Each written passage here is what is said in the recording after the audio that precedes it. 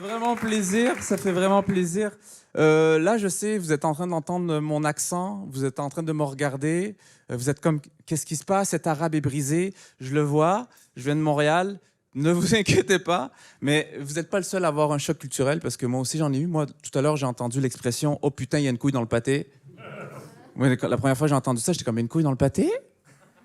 Il y a une couille dans le pâté? Il y a une couille dans le pâté ?» J'ai fait des recherches, est-ce que ça veut dire c'est qu'il y a un problème? Évidemment qu'il y a un problème. T'as une foutue couille dans ton assiette. Moi, je trouve un cheveu dans mon assiette, je deviens fou, mais une couille? Où est l'autre couille? OK, on s'entend, un cheveu, c'est une erreur. OK, une couille, c'est un message, il y a une menace quelque part, d'accord? Mais très content d'être ici. Je vous connais très, très bien. Très, très, très bien. J'ai grandi avec la télévision française. Mon père écoutait beaucoup TV5, donc oui, j'ai eu une enfance difficile. Et j'aimais beaucoup regarder les débats télévisés. C'est incroyable parce que vous aimez débattre et vous vous énervez constamment. Vous détestez vous faire interrompre. Tu sais, vous êtes comme en France, le taux de... Mais laissez-moi parler, monsieur. Mais cessez. Mais vous n'avez pas le monopole de la parole, monsieur. Taisez-vous. Taisez-vous. Après, t'as l'animateur comme, s'il vous plaît, restons dans le sujet. C'est une émission de cuisine. Même si j'aime écouter les débats, je ne sais pas débattre. Je ne peux pas débattre. Je déteste la confrontation. Tu sais, l'autre jour, j'ai un ami à moi qui est très, très vegan, mais vraiment, il est investi. Il est habité d'une mission. Vraiment, il me regarde droit dans les yeux, il me dit « Est-ce que tu es vegan ?» Et je lui dis « Oui. » Mais pas parce que je suis vegan, parce que j'ai peur de la confrontation. Il me fait peur, lui-même me fait peur. Et techniquement, quand il m'a posé la question, ben, je mangeais pas de viande, donc effectivement, j'étais vegan. Mais non, je suis pas vegan, parce que je trouve qu'être vegan, c'est un concept très blanc bourgeois. Oui, c'est très, très blanc bourgeois. Ça et l'anxiété. Ça n'existe pas en Afrique, l'anxiété. Ils n'ont pas les moyens de se payer une crise de panique. Et je suis désolé, mon ami m'a amené dans un resto vegan, je suis désolé, il y a des balançoires accrochés au plafond. C'est très féerique. Juste l'esprit, dès que tu rentres, c'est comme « Oh, on est tellement blancs. Nous sommes tellement blancs et vegan. » Et là, vous êtes beaucoup de blancs et j'ai peur. Mais je comprends, mon ami. Je comprends. Il a raison, en fait. C'est la surconsommation de viande va détruire notre planète. C'est vrai. Et même si j'aime la viande, j'ai pas d'argument pour défendre les non-véganes. On a abusé. 2 mots pour mettre mon point en lumière. Foie gras. On a pris un canard. On a gavé le canard. Et là, à un moment donné, il y a quelqu'un qui s'est dit « Viens, on mange la maladie. » Il y a une maladie qui pousse. Et là, il y a quelqu'un qui s'est vraiment dit ça. Et la maladie, elle a un nom, la stéatose hépatique. Ça sonne grave, mon frère. Ça a un nom de cancer. Moi, si j'ai ça, c'est clair que le médecin va me dire « Oui, c'est très grave, vous allez mourir. » Mais t'inquiète, on va le manger.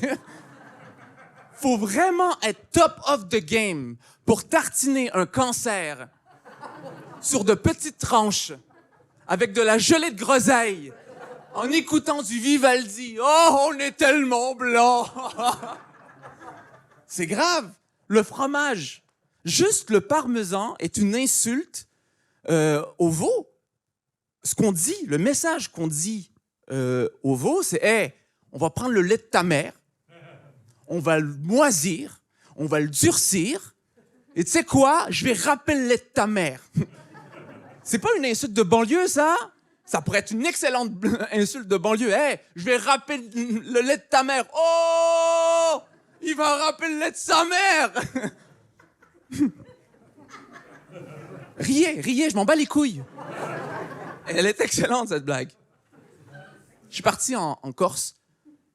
C'est allé beaucoup trop loin. Je suis parti en Corse et on m'a servi un fromage avec des vers dedans. Je vous le jure, ça a un vrai nom, le fromage. C'est le casou marzu. Le casou marzu. Moi, j'appelle ça... Et le gars, il était fier. Il me regarde droit dans les yeux. C'est Chénor. C'est Chénor. C'est Chénor. Je suis désolé. Je sais pas pourquoi je fais l'accent juif marocain pour faire le Corse. Je suis sincèrement désolé. C'est très mauvais. Donc là, il me dit, c'est goûte, toi. Et moi, je suis comme, non. Là, il me dit, oui, mais c'est plein de bonnes bactéries. J'ai, ah, très bon argument. Moi, j'ai un contre-argument, je les vois, tes bactéries. Et là, il me dit, oui, mais t'inquiète, tu vas t'habituer. Mais c'est quoi cette phrase de violeur? C'est grave de s'habituer à quelque chose de dégueulasse pour trouver ça bon. Moi, je pense que tout le délire, des produits laitiers s'est inspiré d'une phrase, c'était pas cap. Il y avait un gars, il regardait une vache comme ça, comme shit, wow. Ah. Shit. Yo, Benoît! Viens voir! Et là, t'as Benoît qui arrive. Quoi? Regarde, il y a un truc blanc qui coule. Goûte. Ben, j'ai pas envie. T'es pas cap? Puis, ouais, je suis cap. Ben ouais, je suis un homme. Hein. Et là, il traite la vache comme ça, tu vois. Il dit, t'as vu comment je suis un homme? T'as vu? Il boit. Oh. Puis ça goûte comment? C'est chaud et dégueulasse.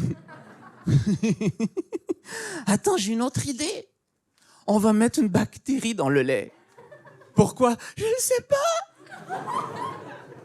Ça va contaminer le lait. Puis plus longtemps que ça va être contaminé, plus on va le vendre cher. Pourquoi? Je ne sais pas. C'est la voix qui me dit ça. T'as une voix? Oui. C'est la voie lactée. Merci.